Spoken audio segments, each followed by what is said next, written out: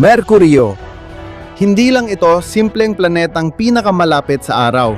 Ito ay isang planeta kung saan walang anumang buhay, kung saan lahat ay tinupok na mapanirang sinag ng araw.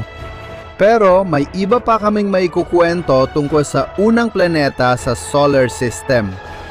Ano nga ba talaga ang Mercury? Habo. Matagal nang naging mahirap ang pag-aaral sa planetang ito, at ito ay kahit na isang planeta lang ang pagitan ng Mercury at ng daigdig. Para makita ang planeta habang nasa ating mundo, kailangan mong maghintay ng paglubog o pagsikat ng araw. Matagal nang pinaniniwalaan na sa iba't ibang panahon, iba't ibang katawang pangkalawakan ang inobserbahan ng mga siyentipiko. Dahil dito, nagkaroon ng ilang pangalan si Merkuryo noong una. Sa pag-unlad ng teknolohiya, naging mas malinaw ang sitwasyon. Kalaunan, natuklasan din ng mga mananaliksik kung ano ang laki ni Merkuryo. Ang radius nito ay umaabot ng 2,440 kilometro. Ang halagang ito ay katumbas ng halos 40% ng radius ng ating planeta. Kaya, si Merkuryo ang pinakamaliit na planeta sa sistemang solar. May ilang buwan na mas malaki pa rito. Sa pagsusuri ng hugis ng planeta, mapapansin na ito ay halos perpekto. Ang pagkakaiba sa pagitan ng dalawang diameter, ang polar at equatorial, ay mas mababa pa sa 1 kilometro. Isang kawili-wiling katangian ng planeta ay ang laki nito. Ang totoo, kung isa sa alang-alang ang sukat, si Merkuryo ay medyo mabigat. 3,3 na beses na 10 sa ika-23 kapangyarihan na kilo. Halimbawa, sina Titan at Ganymede sa solar system ay mas malaki kaysa kay Merkuryo. Pero kahit ganon, kung pagsamahin ang mga masa ng 2 buwan na ito, mas maliit pa rin ang resulta. Mas maliit kaysa sa masa ni Merkuryo. Ang planeta ay may napakabigat na metalikong core na sumasakop ng higit sa kalahati ng dami ni Merkuryo. Ang diametro ng core ay humigit kumulang 4,000 kilometro. Kasunod ng core ang mantle. May kapal itong 400 kilometro, binubuo ito ng mga batong mayaman sa silikon. Pagkatapos, ang estruktura ng Mercury ay tinatapos ng crust na may sukat mula 15 hanggang 37 kilometro. Ipinakita ng mga pag-aaral sa ibabaw ng planeta na ang malalaking geological na proseso ay huling nangyari doon halos 4 na bilyong taon nang nakalipas. Marami ring mga bunganga ang napansin sa Mercury. Matagal na teleskopyo lang ang gamit ng mga siyentipiko sa pag-aaral ng planeta, ngunit nahirapan sila dahil sa sobrang liwanag ng araw sa paligid ng Mercury. Gumanda ang sitwasyon sa ikalawang kalahati ng ika-20 siglo. Noong 1974 ipinadala sa planeta ang Amerikanong robotikong space probe na Mariner 10. Sa misyon, nagbigay ang aparato ng mga larawan ng halos kalahati ng ibabaw ng Merkuryo. Nalaman din ng mga siyentipiko ang magnetic field at temperatura ng ibabaw ng planeta. Nalaman na ang pangunahing sangkap ng atmosfera ng Merkuryo ay helium at ang mismong patong ng atmosfera ay napakanipis. Pagkatapos ng Mariner 10, noong Agosto ng 2004 pa lamang, sinimulan ng aparatong Messenger ang misyon sa pag-aaral ng Merkuryo. Nakarating ang probe sa planeta 11 taon matapos itong ilunsad. Bilang resulta, nakakuha tayo ng maraming larawan kung saan halos lahat ng bahagi ng Merkuryo ay naitala. Dahil kay Messenger, natuklasan natin ang iba't ibang anyo ng kalupaan sa ibabaw ng planeta. Kagiliw-giliw din ang magnetospera ng Merkuryo. Isang buong ikot sa paligid ng pangunahing bituin ay tinatapos ng planeta sa loob ng 88 araw. Ang hugis ng kanyang orbit ay pahaba. Ang pinakamaliit na distansya sa pagitan ng Merkuryo at ng araw ay 0.31 astronomical unit. Sa kabaliktarang punto, ang sukat ay tumataas na sa 0.47 astronomical unit.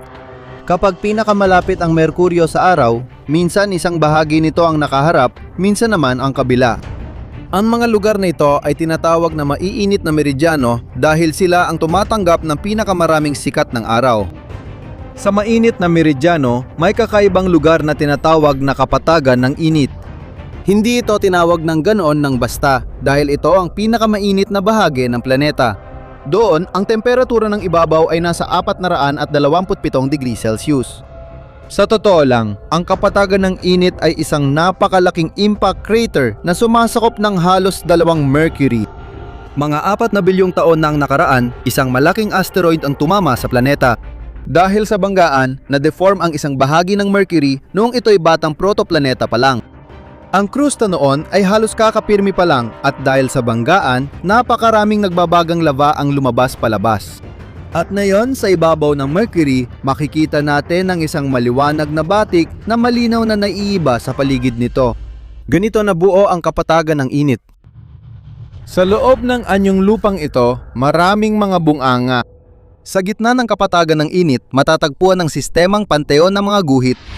Ang mga guhit ay nagsisimula sa isang sentro. Ang bilang ng mga ito ay umaabot sa 230 at ang kanilang lapad ay nag-iiba mula 1 hanggang 8 kilometro. Magkakaiba ang haba ng mga ito. Ang ilan sa mga guhit ay humigit kumulang 175 kilometro, ngunit ang iba ay mas mahaba pa. Hindi pa tiyak kung paano eksaktong nabuo ang mga guhit ng Panteon. May ilang teorya ang mga siyentipiko tungkol dito. Isa sa mga ito ay nagsasabing nangyari ito dahil sa paglamig ng Merkuryo. Ang isa pa ay dahil sa mga tektonikong proseso sa planeta. Mayroon ding ganap na kabaligtarang lugar sa Merkuryo kung saan namamayani ang lamig. Sa mga polo ng planeta, laging takip silim dahil maliit ang pagkakiling ng Merkuryo. Dito sa Hilagang Polo, matatagpuan ang Borealis na kapatagan at ito ang pinakamalamig na lugar sa planeta. Ang temperatura doon ay bumababa hanggang -173 degrees Celsius. May mga bahagi rin dito na may tubig na nagyelo na may kapal na mga 2 metro. Ang yelo ay natatakpan ng isang pataw ng alikabok mula sa mababatong material. Nakakatulong ito maiwasan ang pagsingaw. Dapat pansinin na ang temperatura sa mga mataas na lugar sa bahaging ito. Ibig sabihin sa mga lugar na natatamaan ng kahit kaunting sikat ng araw ay maaring umabot hanggang 107 degrees Celsius.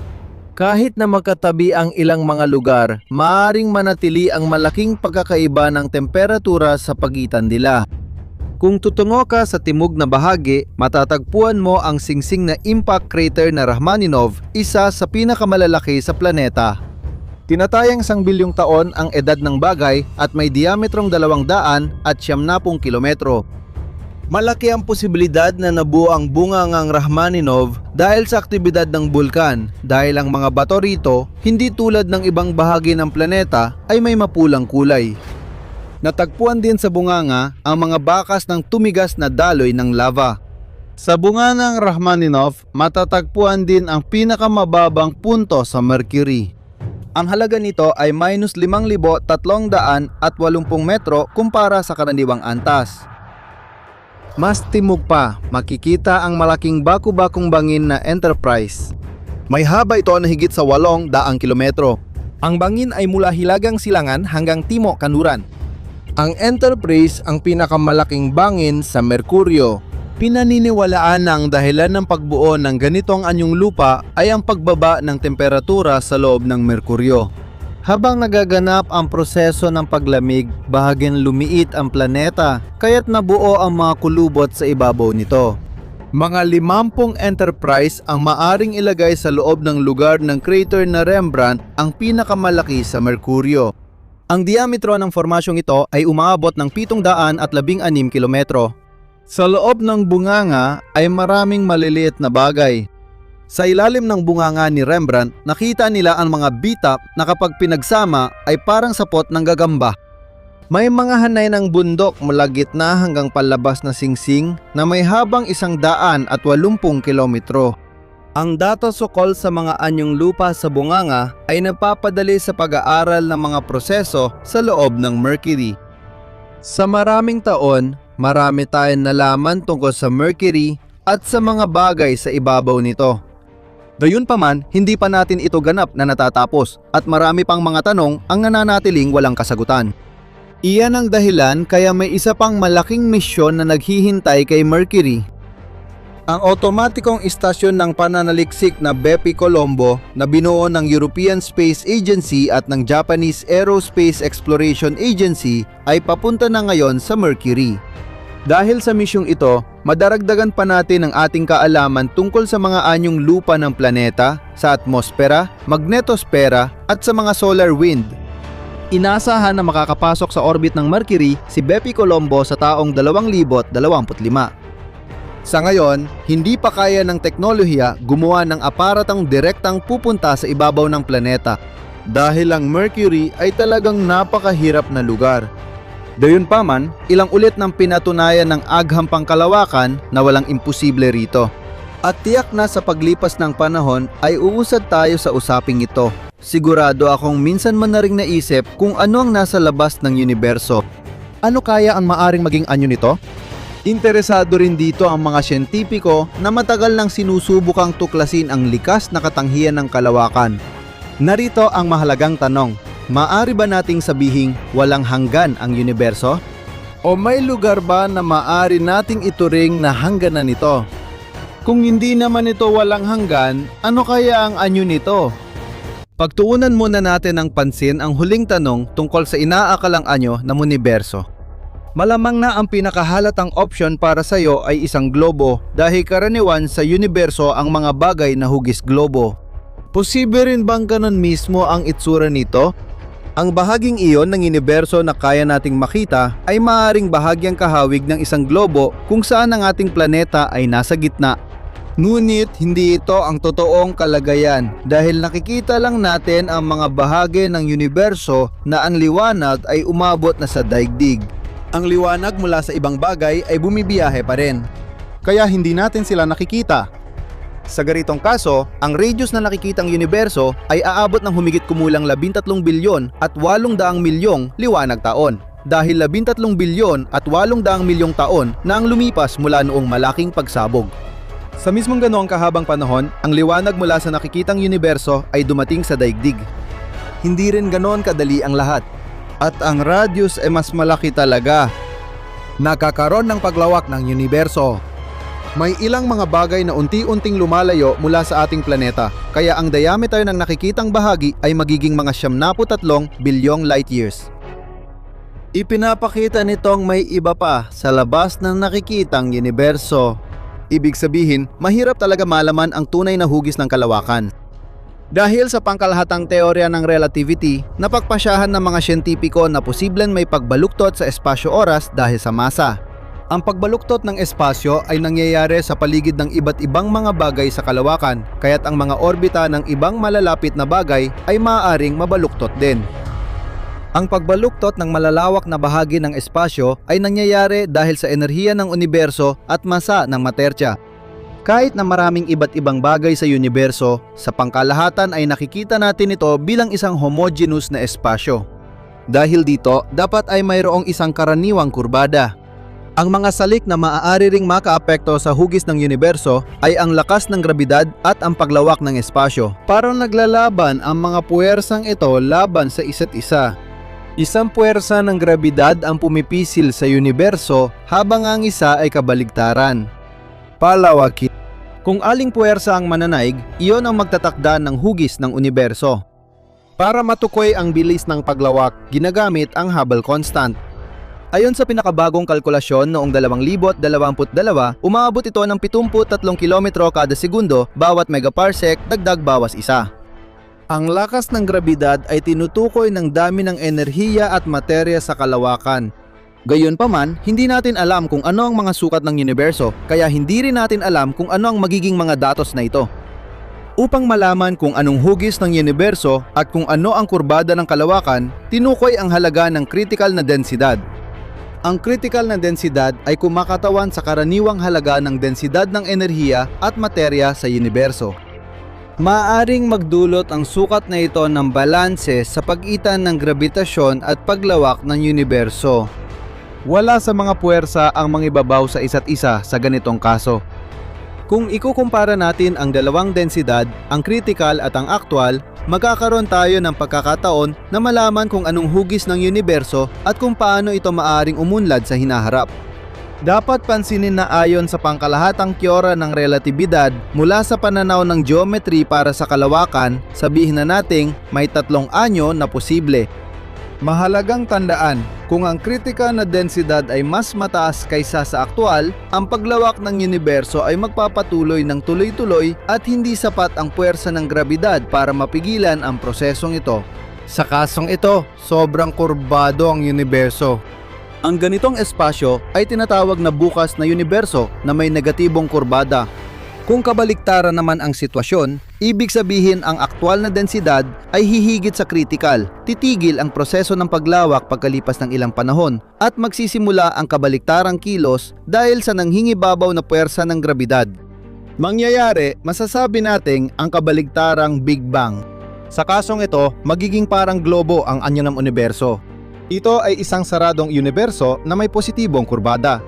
Kahit na ito ay may hanggan, wala naman itong mga hangganan. Para maintindihan ninyo kung tungkol saan ito, kung maglalakad kayo sa ganitong espasyo sa isang direksyon, pagkatapos ng ilang sandali ay babalik din kayo sa puntong pinagmulan ninyo. Matagal na panahon na inisip na ang bersyong ito ang pinakamalapit sa realidad. Maaring mangyari rin na ang aktwal at kritikal na densidad ay magkapareho. Sa ganitong kalagayan, ang paglawak ng kalawakan ay magiging pabagal ng pabagal. Maaring tumagal ito ng walang hanggan. Ang unibersong ganito ay patag at walang hangganan. Sa isang patag na universo, maaring itumbas ang lakas ng grabidad sa paglawak ng kalawakan. Nalaman ng mga siyentipiko na sa ganitong universo tayo nabubuhay. Batay sa maraming kalkulasyon at pananaliksik, ang ating universo ay patag o napakalapit sa ganitong anyo. Pero tandaan ninyo na ang tinutukoy natin ay ang 3-dimensional na espasyo habang ang hugis ng mga planeta ay halos bilog, ang mismong kalawakan sa mas malalaking sukat ay pare-pareho at walang hanggan. Upang malaman ito, kinalkula ng mga siyentipiko ang densidad ng materya sa universo. Dahil hindi natin alam ang laki ng universo, hindi talaga natin kayang kalkulahin ang densidad ng buong kalawakan. Gayunpaman, nabanggit natin ang pagkakapareho ng kalawakan, kaya maaari tayong kumuha ng isang bahagi at tukuyin ang densidad nito. Ito rin ang magiging densidad para sa buong universo. Para makalkula ang densidad, kailangan nating malaman ang volume at masa. Hindi simple ang usapin ng masa dahil may mga bagay na di natin nakikita gamit ang kagamitan. Hindi lang galaksya ang materya ng universo. Mga 27% ng kabuuang masa ay dark matter. Dahil sa gravitasyonal na epekto nito, nananatiling buo ang mga galaksya at hindi sila nagkakahiwa-hiwalay. 68% ng masa ng universo ay dark energy na may kabaligtarang epekto. Ito ay nag-aambag sa paghihiwalay ng mga estruktura kaya't nagpapabilis ng paglawak ng kalawakan. Mahalagang malaman ang halaga ng dark energy para matukoy ang kabuuang masa ng universo. At paalala, kung alam natin ang masa ng universo, malalaman din natin ang densidad nito. Mahalagang malaman ang masa ng mga kumpol ng galaksya. Isa sa mga paraan ay alamin kung gaano kabilis ang mga bahagi ng kumpol ng mga galaksya. Kapag alam ng bilis na ito, matutukoy na rin ang masa. Pansinin natin na hindi lang ito ang paraan. Maaaring gamitin ang gravitational lensing. Nakadepende sa masa ng kumpol ng galaksi ang laki ng pagbaluktot ng liwanag mula sa mga galaksi. Kapag alam ang antas ng pagbaluktot, maaaring matukoy ang masa ng universo. Sa huli, napag-alaman ng mga mananaliksik na ang aktwal na densidad ay mga 70% na mas mababa kaysa sa critical na densidad. Gayunpaman, ang totoo ay kasama sa bilang na ito ang madilim na materya at ang karaniwang materya. Ngunit kapag idinagdag pa natin dito ang madilim na enerhiya, ang aktwal at critical na densidad ay halos magkapantay na. Kaya naman, sa huli, nakakakuha tayo ng isang patag na universo. Pero may isa pang paraan. Madali lang tukuyin ang halaga ng kurbada. Sa 2-dimensyong espasyo, ang kabuuan ng anggulo ng tatsulok ay 180 degrees. Kung iguguhit mo naman ang tatsulok sa positibong kurbadong ibabaw, ang kabuuan ng lahat ng anggulo ay magiging higit sa 180 degrees. At kung kukuha naman tayo ng negatibong kurbadong ibabaw, dito ang kabuuan ay mas mababa sa 180. Ibig sabihin, kung alam natin ang kabuuan ng mga anggulo, maaari nating matukoy kung positibo o negatibo ang kurbada. At halos ganito rin ang ginagawa ng mga mananaliksik. Maraming pwedeng pag-usapan tungkol sa hugis ng universo. Pero kung ang pinag-uusapan natin ay patag na espasyo, paano na kaya ang magiging pag-unlad ng kalawakan? At ano ang kalalabasan nito? Madilim na enerhiya ba ang magpapasya rito? Para sa universo, tila ito ay anti-grabidad. Kapag nanaig ang madilim na enerhiya, walang hanggan ang paglawak ng kalawakan. Walang hanggan at bukod pa ron, unti-unti pa itong bumibilis. Sa ganong kaso, sa huli o sa kalaunan, ang distansya sa pagitan ng mga galaksya ay lalaki ng maraming ulit at pagkatapos, kapag namatay na ang huling bituin, magiging ganap na madilim at malamig ang universo. Siyempre, ito ay kung tama ang hinala natin tungkol sa kalikasan ng madilim na enerhiya. Kahit na ang universo ay geometrikong patag, maaari nating isipin na ang topolohiya nito ay maaring hindi pare-pareho. Maari pa nga nating mapagpasyahan na ang universo ay may mga hangganan. Lahat ay posible. Dahil marami pa tayong hindi alam. Sa tingin mo, anong hugis talaga ang ating universo? Sa Hubble Channel namin, madalas naming tinatalakay ang tunay na siyentipikong tuklas sa kalawakan. Isa ito sa mga panahon na kailangan nating balikan ang siyentipikong katang-isip. Oo, katang-isip ito kaya hindi dapat agad paniwalaan. Pero sa ganitong genre ng libro, mas nahihikayat ang mga tao na magka-interes sa agham. Minsan, literal na nahuhulaan ng siyentipikong katang-isip ang hinaharap. Minsan, inilalarawan nito ang mundo sa isang paralel na realidad na may sariling katang-iyan. Sino ang unang manunulat ng siyentipikong katang-isip na may isip mo kung tatanungin ka? Malamang si Isaac Asimov na nagbigay ng napakalaking ambag sa genre na ito. Sumulat si Asimov ng mahigit 280 artikulo at aklat sa popular na agham sa kanyang buhay. Ang mga kwento ni Asimov ay talagang kahanga-hanga, hindi lang dahil sa mga hindi inaasahang pag-ikot ng kwento, kundi pati na rin sa hindi kapanipaniwalang katumpakan. Ang manunulat ay halos nahulaan ang paglitaw ng maraming teknolohiya, kabilang na ang mga wireless na device, mobile na telepono at marami pang iba. Baka may ilan sa kanyang mga hula na di pa natutupad ay mangyari na rin sa malapit na hinaharap. Ngayon, pag-uusapan natin ang isa sa pinakakilalang nobela ni Isaac Asimov. Bago talakayin ng kwento, pag-usapan muna natin ang ilang mahalagang katotohanan. Sa universo, may 4 na pangunahing puwersa ng interaksyon. Ito ay ang puwersang gravitasyonal, puwersang elektromagnetiko, mahinang nuclear na puwersa at malakas na nuclear na puwersa. Mahalaga ang puwersang gravitasyonal sa pagbuo ng mga bituin. Dito nakasalalay ang pag-iral ng mga sistemang planetaryo. Parang hindi natin nararamdaman ang grabidad, ngunit direkta itong nakakaapekto sa atin. Kung wala ito, lilipad lang tayo sa hangin. Ang grabidad ay nailalarawan sa pagpapalitan ng mga graviton. Ang mga elektromagnetikong puwersa ang nagpapagana sa mga atomo, ang kanilang tungkulin. Gayun din ang alitan, lakas, resistensya at pagkalastiko. Mahalaga ring tandaan na ang elektromagnetikong interaksyon ang dahilan kaya nananatiling magkadikit at may anyo ang mga solidong bagay. Ang mahinang puwersang nuklear ang sanhi ng pagkabulok ng partikulo kaya ang ilang subatomikong partikulo ay nagiging ibang mga subatomikong partikulo. Halimbawa, sa tulong ng Higgs boson, kapag humiwalay ang neutrino mula sa neutron, nagiging electron ito at ang neutron ay nagiging proton. Ang malakas na puwersang nuklear ang pinakamalakas sa 4 na pangunahing puwersa. Dahil dito, nananatiling matatag at patuloy na umiiral ang mga nukleo ng mga atomo. Dahil sa 4 na puwersang ito, nangyayari ang pagpapalitan ng mga partikulo. Ang mga pangunahing puwersang ito ang dahilan kung bakit ganito ang mundo sa paligid natin gaya ng pagkakakilala natin dito. Nakasalalay din sa kanila ang mga pangunahing konstante. Pinag-uusapan natin ang gravitational constant, Planck constant, masa ng mga elementary particle, bilis ng liwanag at marami pang iba. Pundasyon ng lahat ang mga fundamental na konstante. Kung mabago man kahit isa lang sa mga sangkap na ito, lubos na magbabago ang buong kayusan ng universo. Magkakaiba rin ang katanghian ng mga pangunahing puwersa. Maari na itong tawaging paralel na mundo. Sa mundong ito, maaring 10 beses na mas malakas ang nuclear na interaksyon kaysa sa atin. At saan kaya ito maaring humantong?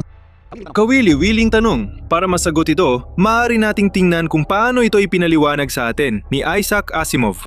Ipinapakita ng manunulat sa nobela kung paano hinarap ng mga bida ang epekto ng pinalakas na nuclear na interaksyon. Dito, mas nangingibabaw ang teorya na maaring may napakaraming paralel na mundo at dito, maaring magkaiba ang halaga ng malakas na nuclear na interaksyon. Sa ibang kaso, mas mataas ito. Sa iba, mas mababa pa sa totoong universo. Tinututulan ni Asimov ang pahayag ng ilang pilosopo gaya ni Friedrich Schiller na ni ang pinakamataas na kapangyarihan ay hindi kayang solusyonan ang kahangalan ng sangkatauhan. Binibigyang diin ng manunulat na umiiral talaga ang kahangalan ng tao. Hindi naman talaga hangal ang mga tao kahit madalas lang nilang mapansin ang bagay na tugma sa paniniwala nila at tutulan ng mga bagay na lampas sa kanilang pananaw. Ang unang bahagi ng nobela ay nagkukwento kung paano nagsisimula ang tunggalian sa pagitan ng pansariling mga hangarin at ng mga maaaring maging mapanirang bunga nito. Inilalahad sa akda ang mga pangunahing teorya sa nuklear na pisika, kabilang ang teoryang nagsasabing tuwirang konektado ang katangian ng enerhiya at ng partikular na universo. Nakakaintriga ba? Ang mga bida sa nobela ay nakakuha ng libreng pinakukunan ng enerhiya at ayaw nilang unawain kung ano ang mga negatibong maaaring idulot nito. Pinalalala pa ng mga pag-aaral na nagsasabing may positibong epekto ito. Dito makikita rin ang problema na maaaring maimpluwensyahan ng may awtoridad at kapangyarihan ang agham. Madaling baguhin ang katotohanan at likhain ng mga kondisyon para lumabas ang resulta ng pag-aaral ayon sa nais ng isang tao.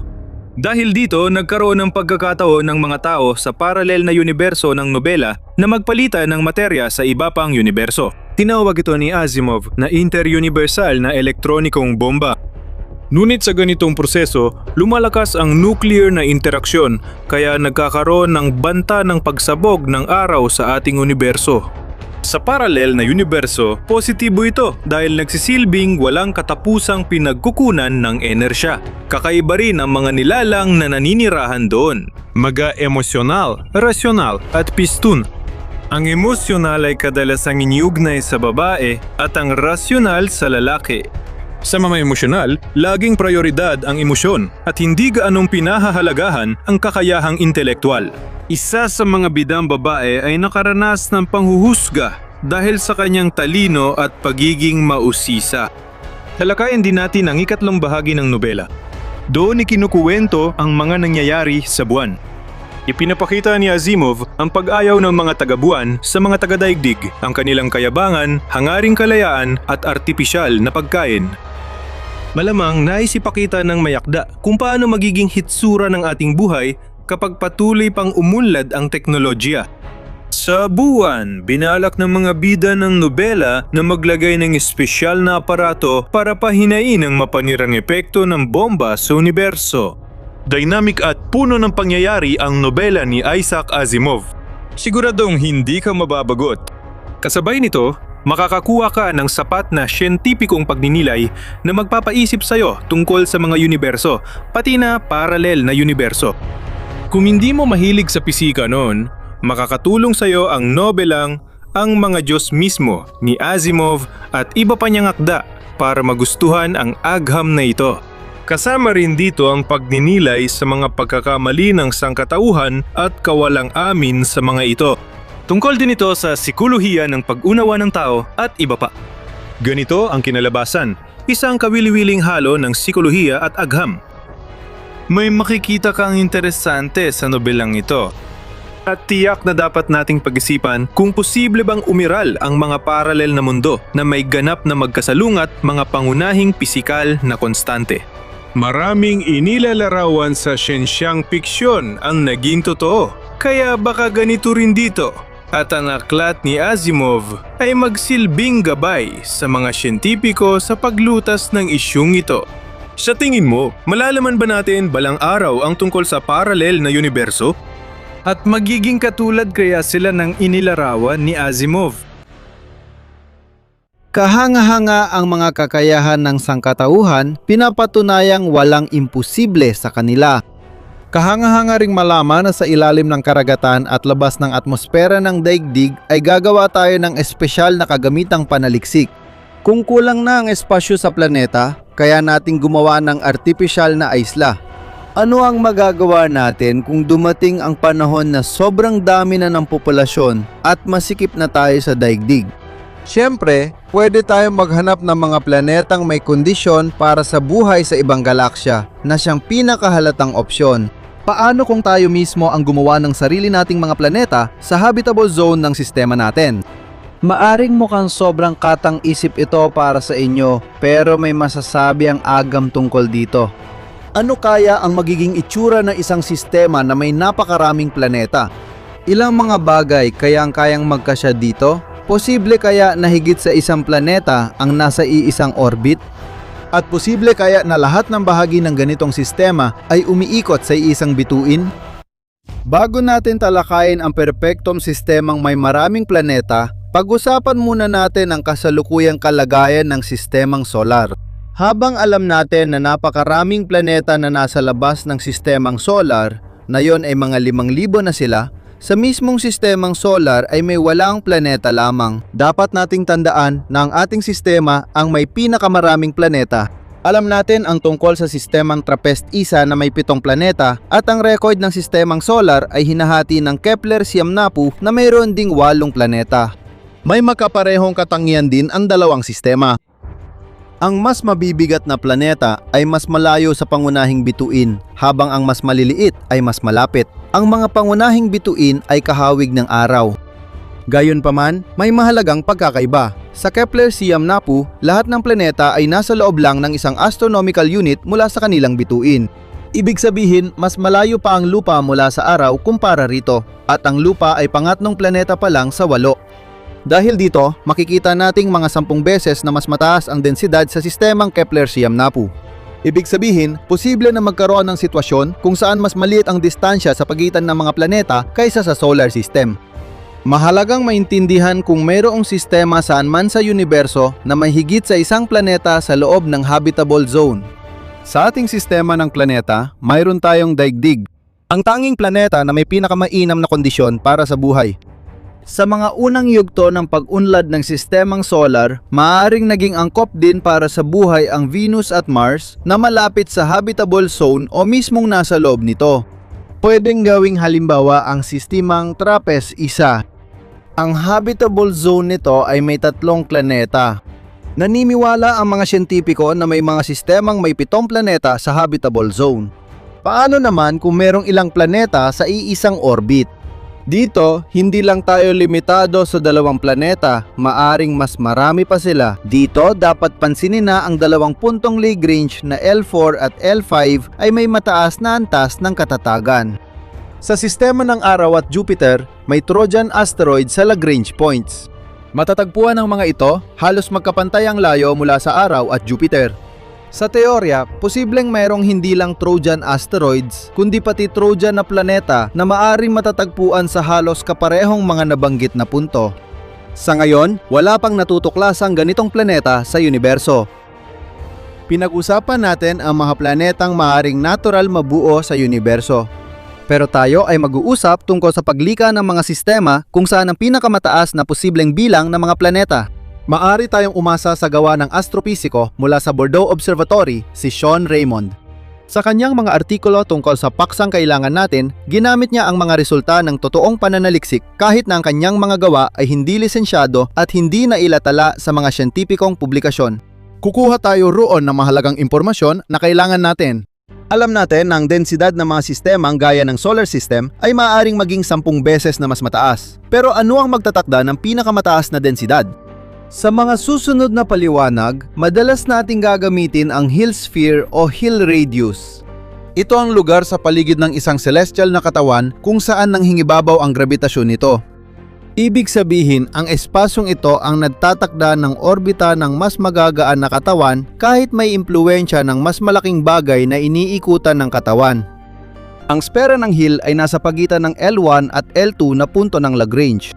Ang spera ng Hill ng daigdig ay may halagang 1/5 milyong kilometro. Dahil halos 400,000 kilometro ang layo ng buwan mula sa planeta, inaakalang ang buwan ng daigdig ay nasa loob ng spera ng Hill. Ang 1/5 milyong kilometro ay distansya papunta sa Lagrange point L1 at L2. Makikita natin na medyo mataas ang halaga ng spera ng Hill. Kasya, dito ang lahat ng 8 planeta. Gayunpaman, sa anong distansya sa pagitan ng mga planeta magiging matatag ang sistema? Tumitindi ang interaksyon ng mga planeta kapag ang isa ay nasa loob ng sfera ni Hill ng isa pa. Dahil dito, posibleng mangyari ang mapanirang proseso sa pagitan ng dalawang bagay gaya ng banggaan.